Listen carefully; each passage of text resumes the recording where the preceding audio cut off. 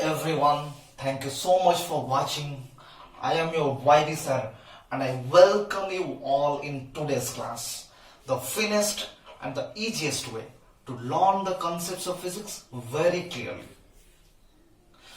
Okay, so stay tuned with me so that I will able to clear all the doubts of yours. Okay, so let's go to our today's topic. Simple pendulum in electric field. Our today's topic of discussion is about the motion of a charged pendulum bob in a uniform electric field. Okay, so इस class में हम देखेंगे कि अगर एक pendulum electric field के अंदर रहता है तो वो कैसा ऑसिलेट करता है और उसका टाइम पीरियड ऑफ ऑसिलेशन क्या आता है, उसका एक्सप्रेशन, थियोरेटिकल एक्सप्रेशन और उसके ऊपर बेस करके कुछ प्रॉब्लम्स हम डिस्कस करने वाले हैं इस क्लास में. सो मैं पहले एक बात बोलना चाहता हूं कि अगर आप चैनल पे नए हो तो सब्सक्राइब करना मत भूलिए और साइड में जो बेल आइकन है उसके ऊपर क्लिक कीजिए ताकि नेक्स्ट को जो वीडियो आएगा आपको उसका नोटिफिकेशन आपको मिल सकता है. ठीक है, ओके. सो इस क्लास में हम पहले बताएंगे कि आपके पास फर्स्ट ईयर में क्या था कि आपको पता होगा कि अगर कोई सिंपल पेंडुलम ऑसिलेट करता है, अगर कोई सिंपल पेंडुलम आप उसको थोड़ा सा पुल करके छोड़ दोगे तो वो ऑसिलेट होना शुरू करेगा. ठीक है, सो उसका जो टाइम पीरियड ऑफ ऑसिलेशन होगा about the mean position, so क्या होगा, उसका एक्सप्रेशन आएगा 2 pi L by G square root of 2 pi square root of L by G. Okay, L यहां पे क्या है, the length of the string, G that is acceleration due to gravity. ठीक है, ये सिर्फ फर्स्ट ईयर में हमने पढ़े थे. यहां पे इलेक्ट्रिक फील्ड वगैरह कुछ भी नहीं है. ठीक है, अभी हम देखेंगे कि अगर इलेक्ट्रिक फील्ड के अंदर ये बॉब रहता है, पेंडुलम ये रहता है, तो वो कैसा बिहेव करेगा, मतलब वो कैसा ऑसिलेट करेगा, वो हम इस क्लास में बहुत ही अच्छी तरह से समझने वाले हैं. ठीक है, सो ये पिक्चर को, सेकंड वाला पिक्चर को आप अच्छे से ध्यान से देखिए कि आपके पास एक बॉब है जिसका मास m है, राइट, उसका चार्ज प्लस q है. सो हम क्या करेंगे कि इसे इंक्लाइंड होते हुए हम इलेक्ट्रिक फील्ड में उसको रखेंगे. ठीक है, अगर इस तरह का जो ये देखो यूनिफॉर्म इलेक्ट्रिक फील्ड है, सो इलेक्ट्रिक फील्ड के अंदर अगर हम एक सिंपल पेंडुलम को रखेंगे तो क्या होगा कि वो ऑसिलेट होना शुरू करेगा, पर कैसे, ये अभी हम देखेंगे. ठीक है, सो यहां पे इलेक्ट्रिक फील्ड जो है वो इसके साथ थीटा एंगल यहां पे बना रहा है. ठीक है, सो अगर इसके साथ थीटा एंगल वो बना रहा है, हम ये बोल सकते हैं कि वो mg के साथ पाई माइनस थीटा एंगल बनाएगा, क्योंकि ये टोटल एंगल 180 डिग्री है, मतलब पाई है. अगर ये थीटा हो गया तो ये जो एंगल होगा पाई माइनस थीटा हो जाएगा. ठीक है, since electric field is along in this direction, so electric force will act upon it and that electric force will try to move the bob in this direction. But due to the weight of the charge or bob, it will not exactly move in this direction. It will move the resultant direction.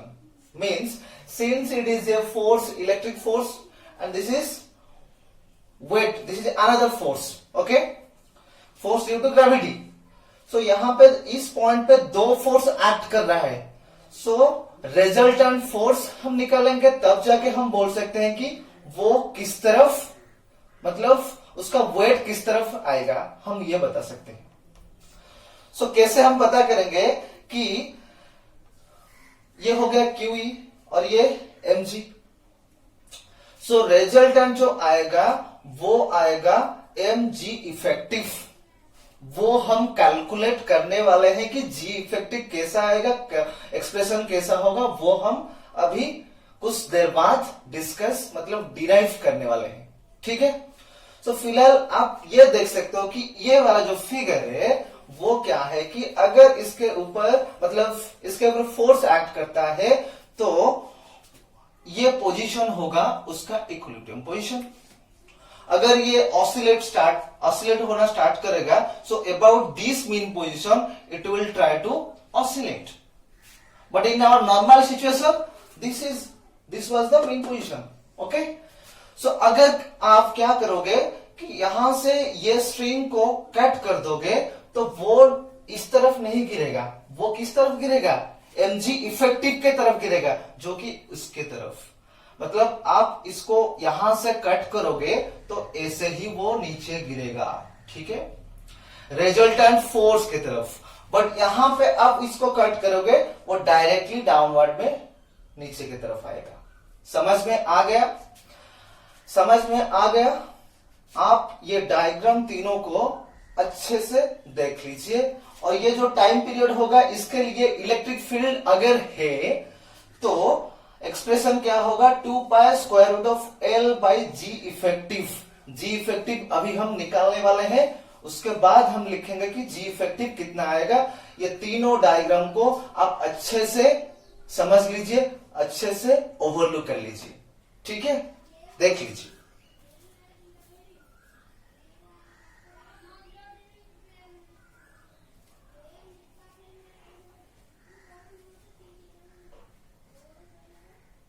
हो गया, complete हो गया diagram. ये diagram अभी मैं erase करने वाला हूं, अभी मैं जी इफेक्टिव निकालने वाला हूं। सिर्फ इस एक्सप्रेशन के थ्रू हम अभी टाइम पीरियड निकालने वाले हैं। ठीक है, ओके।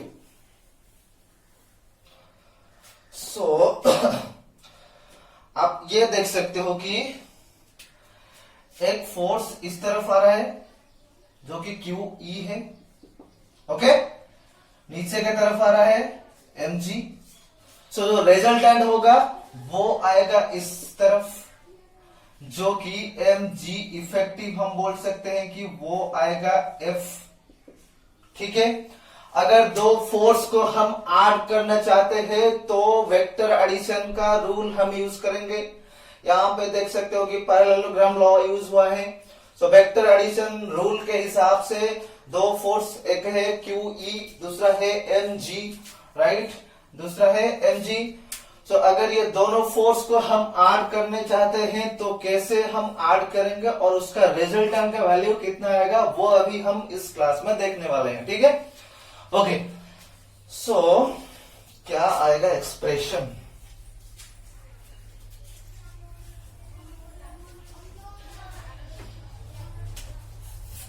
F का जो रिजल्टेंट का वैल्यू आएगा, हमको पता है इन जनरल क्या P, अगर दो वेक्टर से उसको ऐड करना चाहते हैं तो क्या आएगा, पहले वेक्टर का मैग्नीट्यूड का स्क्वायर कितना है, QE square plus P square plus Q square plus 2PQ cos theta square root.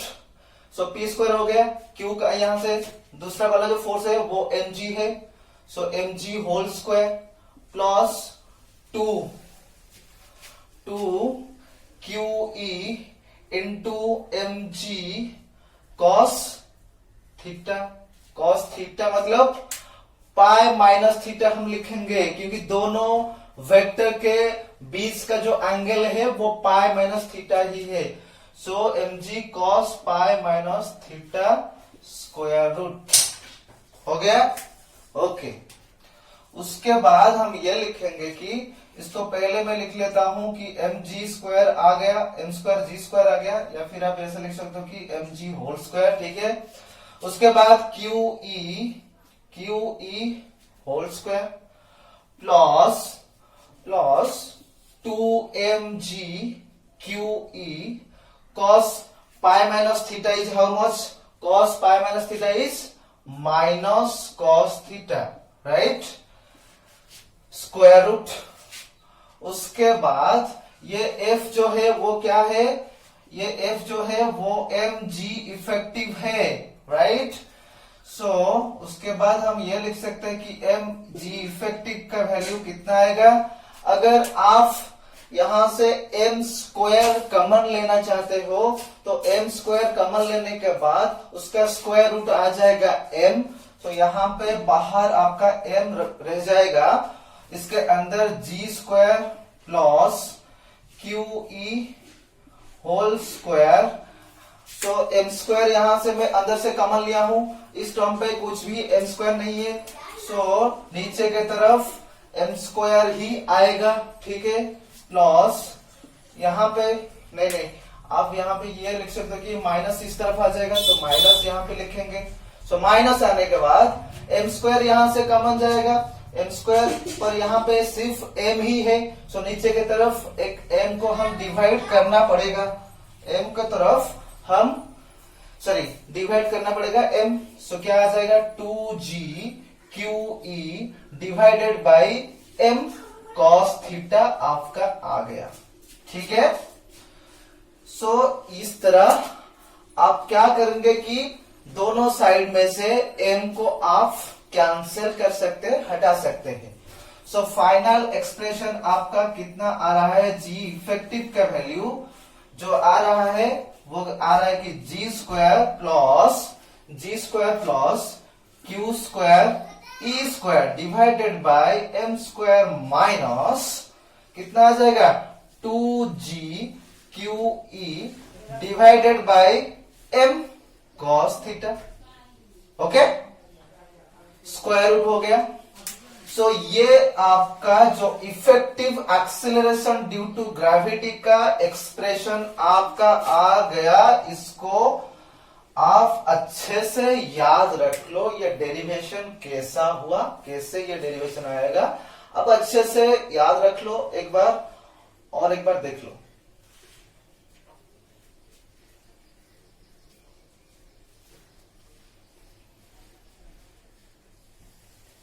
Complete हो गया आपका ये एक्सप्रेशन के बारे में कंप्लीट इंफॉर्मेशन आ गया, हो गया ना? जी इफेक्टिव का वैल्यू कितना आएगा आपका, हो गया। अभी हम देखेंगे तीनों स्पेशल केस में देखेंगे कि अगर ये थीटा 0 होता है तो जी इफेक्टिव कितना आएगा, अगर थीटा 90 डिग्री आता है तो क्या आएगा, अगर थीटा 180 आता है तो उसका एक्सप्रेशन क्या आएगा, ठीक है? ओके, ये स्क्रीनशॉट ले सकते हो आप, ठीक है? ओके, सो अभी हम देखेंगे कि तीनों केस में कि अगर थीटा का वैल्यू डिफरेंट आएगा तो क्या होगा। ये जनरल एनी एंगल थीटा के लिए। सो 3 केसेस हम ये ले सकते हैं कि केस 1 में पहले हम लिखेंगे कि अगर थीटा 0 है, थीटा 0 डिग्री है, cos 0 का वैल्यू कितना आएगा? 1 ही आएगा। तो आप ये देख सकते हो कि ये रहेगा g स्क्वायर प्लस यहां पे आ जाएगा आपका g इफेक्टिव का वैल्यू कितना? g square plus Q square by m square minus 2g Q E divided by m square root. अगर थीटा 0 आ रहा है तो इस तरह का एक्सप्रेशन आएगा। ये आप अच्छे से देख सकते हो कि ये अंदर जो है वो क्या है, आपको नजर आ रहा है कि नहीं? ये अंदर जो है आप ये देख सकते हो कि a square plus b square minus 2ab है। So a square plus b square minus 2ab क्या है? a plus b whole square है। सो यहाँ पे आप ये लिख सकते हो, a minus b whole square है। सो यहां से आप ये लिख सकते हो कि g माइनस बी यहाँ पे क्या है? Q by M. G minus Q E by M whole square square root. So कितना आ जाएगा, g minus Q E divided by M. ये आ गया आपका जी इफेक्टिव का वैल्यू। जी इफेक्टिव कैसा आएगा, अगर थीटा 0 हुआ तो जी इफेक्टिव का एक्सप्रेशन इतना आएगा। हो गया, कंप्लीट हो गया। उसके बाद आप क्या करोगे, केस 2 के तरफ बढ़ेंगे कि अगर थीटा आपका 90 डिग्री आ रहा है तो cos 90 का वैल्यू कितना आएगा, 0 आएगा। तो ये थर्ड टर्म जो कंप्लीटली 0 हो जाएगा। सो उस हिसाब से आप ये लिख सकते हो कि जी इफेक्टिव का वैल्यू आपका सिर्फ आएगा कि g square plus Q square E square divided by M square whole square root. सिर्फ इतना ही आएगा। सो केस 3 में क्या लिखेंगे कि केस 3 में अगर थीटा 180 डिग्री आ रहा है तो जी इफेक्टिव का वैल्यू कितना आएगा। अगर थीटा 180 है तो cos 180 का वैल्यू कितना आएगा, -1। यहां पे एक माइनस है तो प्लस हो गया। सो कितना आएगा, g square plus Q square E square divided by M square plus 2g Q E divided by M, जो कि a प्लस बी का होल स्क्वायर मतलब g plus Q E by M का whole square आएगा। तो g effective यहां पे आप लिख सकते हो कि g plus Q E divided by M whole square square root होने से ये दोनों आपस में कैंसिल आउट हो जाएंगे। सो फाइनल एक्सप्रेशन आपका आ जाएगा g plus Q E by M. Clear हो गया। थीटा 0 के लिए g minus Q E by M आ रहा है, थीटा 180 के लिए g plus Q E by M आ रहा है, पर थीटा 90 के लिए इस तरह का एक्सप्रेशन आ रहा है। सो अभी पिक्टोरिकली हम अच्छे से देखेंगे कि कितना आएगा। पिक्टोरिकली दिखेंगे कि कितना आएगा। इसको हम इरेज करके फाइनल एक्सप्रेशन ही लिख रहे हैं। फाइनल एक्सप्रेशन क्या है कि जी इफेक्टिव आपका है g minus Q E by M. हो गया, ये आपका जनरल एक्सप्रेशन अभी मैं इरेज कर रहा हूं। ओके, हो गया ना, कंप्लीट हो गया। सो आप देखो कि अगर आपके पास जो बल्ब है, ओके, सो देखो आपके पास जो बल्ब है उसके ऊपर थीटा इक्वल टू 0 मतलब इलेक्ट्रिक फील्ड ऊपर की तरफ आ रहा है, ऐसा ही आ रहा है। ओके, सो तब क्या होगा कि जी इफेक्टिव का वैल्यू जो आएगा वो इस तरह का एक्सप्रेशन आएगा। इस वाले सिचुएशन में जी इफेक्टिव इतना आएगा। सो उस हिसाब से आप ये लिख सकते हो कि T will come out 2 pi L by कितना आएगा, जी इफेक्टिव स्क्वायर रूट।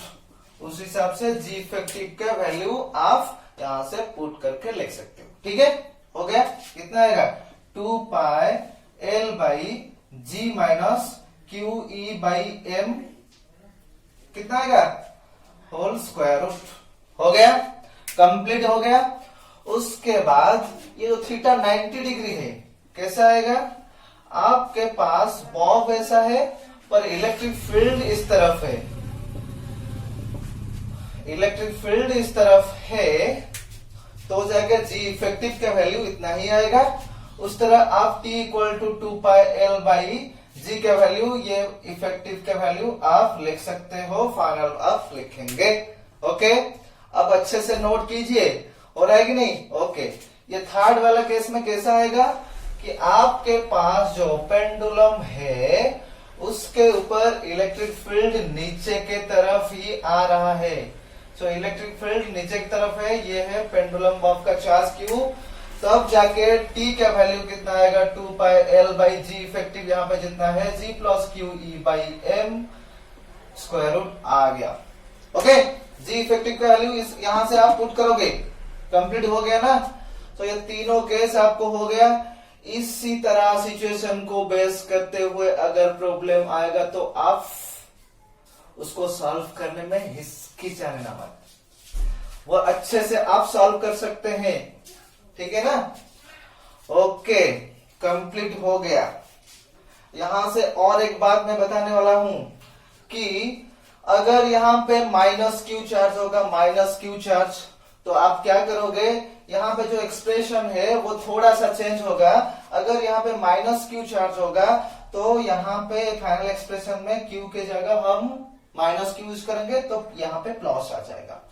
और यहाँ पे कुछ फर्क नहीं पड़ेगा क्योंकि यहाँ पे क्यू स्क्वायर है वो सेम ही रहेगा, ठीक है। यहाँ पे क्या होगा कि ये माइनस हो जाएगा अगर यहाँ पे आप माइनस क्यू चार्ज लेते हो तो, ठीक है। और एक बात मैं बोलना चाहता हूं कि अगर आप ग्रेविटी मतलब एक्सीलरेशन ड्यू टू ग्रेविटी को नेग्लेक्ट करते हैं तो क्या होगा, इस एक्सप्रेशन में से आप जी को हटा सकते हैं। यहां से क्या आ जाएगा, जी यहां पे हटा लेंगे, यहां पे भी आप हटा लेंगे, यहां पे भी जी को हटा लेंगे। किस सिचुएशन में, अगर आप एक्सीलरेशन ड्यू टू ग्रेविटी को नेग्लेक्ट करते हैं तो, ठीक है। ओके, ये कंप्लीट हो गया, आपका कंप्लीट हो गया ना। सो अभी हम जनरल एक्सप्रेशन जो था वो फाइनली मैं लिखने वाला हूं, टाइम पीरियड का जो एक्सप्रेशन जो मैं पहले से ही बताया था। ये स्पेशल केस का जो टाइम पीरियड है वो अभी हम लिख लिए, पर पहले हम जो बताए थे कि कोई भी एंगल थीटा पे रहेगा तो उसका टाइम पीरियड कितना आएगा, हम लिखे थे जी इफेक्टिव। उस हिसाब से आप नोट में पहले लिखिए, लिखने के बाद मैं लिखूंगा, ओके। वहां से आप क्रॉस चेक कर सकते हो, ठीक है। ओके,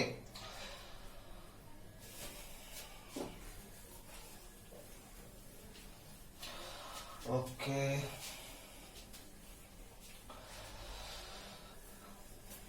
लाइक शेयर और कमेंट करना मत भूलिए, ठीक है।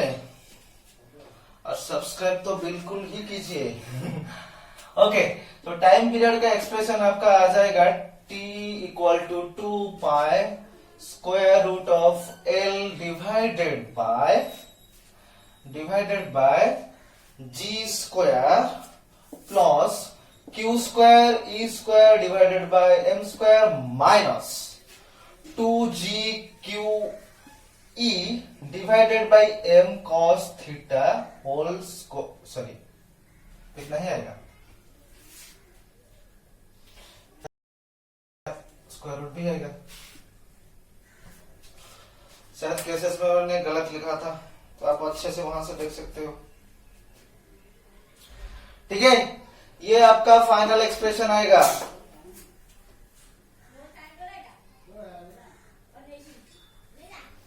टाइम पीरियड का हो गया ना। ओके, अभी हम एक छोटे से एग्जाम्पल को देखेंगे। छोटे से एग्जाम्पल क्या है कि उस एग्जाम्पल से हो गया कंप्लीटली। ओके, आपके पास एक पेंडुलम है, ठीक है। एग्जाम्पल शायद 6 होगा। सो आपके पास एग्जाम्पल ही लिख लो। सो आपके पास एक पेंडुलम बॉब है, ओके। सो वो अगर थीटा एंगल कर रहा है, इसके अंदर थीटा है, वो अगर थीटा एंगल कर रहा है तो ये बॉब जो है वो यहां पे प्लस क्यू चार्ज है, ओके। सो इलेक्ट्रिक फील्ड इस तरफ है, इलेक्ट्रिक फील्ड इस तरफ है। सो इलेक्ट्रिक फील्ड इस तरफ है तो इलेक्ट्रिक फील्ड के वजह से जो फोर्स आएगा वो इस तरफ ही आएगा, इसका वेट नीचे की तरफ आएगा। ये अगर स्ट्रिंग में है, उसका लेंथ एल है तो स्ट्रिंग का टेंशन टी आएगा, ठीक है। अगर ये थीटा हुआ तो ये एंगल भी थीटा आएगा, और इस टी का जो कंपोनेंट ये है वो क्या आ जाएगा, टी कॉस थीटा। ये वाला कंपोनेंट टी साइन थीटा आ जाएगा। एक्चुअली एक क्वेश्चन में आपको पूछा गया है कि अगर Q रेस्ट पे इस पोजीशन पे रह रहा है इलेक्ट्रिक फील्ड अप्लाई करने के बाद, तो वो कितना एंगल आएगा, मतलब कितना एंगल मीन पोजीशन से हटेगा। मतलब थीटा का वैल्यू इस क्वेश्चन में आपको पूछा गया है, थीटा का वैल्यू कितना होगा, और नेक्स्ट टी टेंशन, स्ट्रिंग पे टेंशन कितना हुआ होगा। तो Q जो है चार्ज और जो बॉब है वो इस पोजीशन पे स्टेबल और रेस्ट पे रह सकता है। क्वेश्चन ये पूछा गया है, मैं थोड़ा सा सॉल्व कर चुका हूं ऑलरेडी। सो आप सिर्फ इक्विलिब्रियम पोजीशन मेंटेन करता हुए कैसे उसको सॉल्व करेंगे वो आप बता सकते हैं कि इस पॉइंट पे अगर ये चार्ज रेस्ट पे है तो हॉरिजॉन्टल डायरेक्शन में जो इक्वेशन ऑफ मोशन आएगा वो क्या आएगा कि t sine theta will be equal to q e. क्या लिख सकते हो कि टी साइन थीटा, सॉल्व करेंगे t sine theta equal to q e आपका आ जाएगा। वो हॉरिजॉन्टल डायरेक्शन में इक्वेशन ऑफ मोशन इक्वेशन 1 आप ले सकते हो कि वर्टिकल में क्या आएगा कि t cos theta equal to m g आपका आ जाएगा, t cos theta equal to m g. आप ये दोनों इक्वेशन को सॉल्व करोगे तो आपके पास क्या बच जाएगा, क्या बच जाएगा कि sine theta by cos theta कितना होगा, इक्वेशन 1 बाई इक्वेशन 2 आप करोगे तो क्या आ जाएगा कि टैन थीटा आपके पास रह जाएगा QE डिवाइडेड बाय mg आपके पास चलाएगा। और थीटा का वैल्यू आप यहां से लिख सकते हो कि tan inverse QE divided by mg। Okay, आपको ये क्वेश्चन पे गिवन है कि मास यहाँ का 80 ग्राम है, अब उसको केजी पे कन्वर्ट करना पड़ेगा, और चार्ज जो है वो है 2 into 10 to the power -8 coulomb.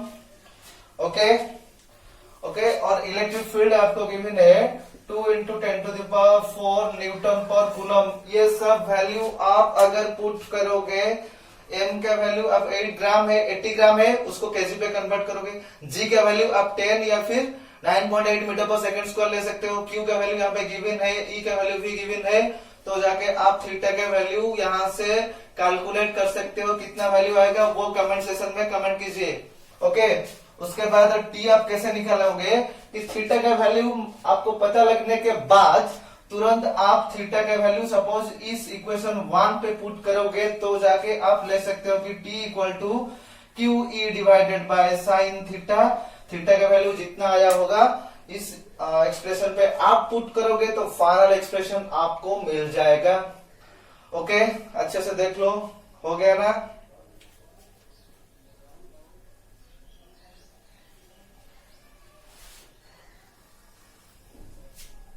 हो गया, कंप्लीट हो गया। ओके, सो आज का क्लास आप लोगों को कैसा लगा मुझे कमेंट में जरूर कमेंट कीजिए, ठीक है। सो इस आज का जो थ्योरी था और ये जो एग्जाम्पल था, ये सभी एग्जाम्पल और थ्योरी को बेस करके मैं कुछ प्रॉब्लम्स डिस्क्रिप्शन में लिंक के थ्रू मैं दे दूंगा, वहां से आप मुझे सॉल्व करके बताना, ठीक है।